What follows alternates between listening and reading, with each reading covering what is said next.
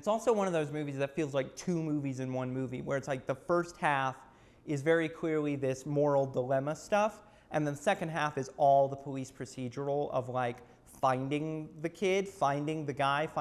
who's done this, the kidnapper, and coming from the bougiest places down to like poverty in these underseen underworlds of Yokohama, and using like low-key lighting to define that versus sort of like an orderly, sunlit, you know, balcony space or whatever. Hence the title High and Low, which in its original Japanese is more in line with the literal translation of heaven and hell, of this idea of like a true good and a true bad. A lot of critics compare it to the Divine Comedy in the sort of externalized internalism of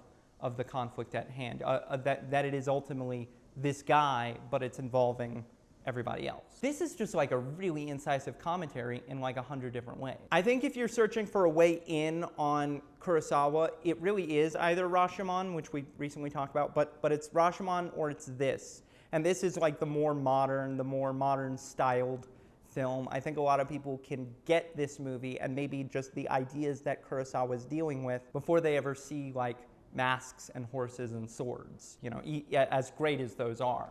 But those movies are also admittedly much longer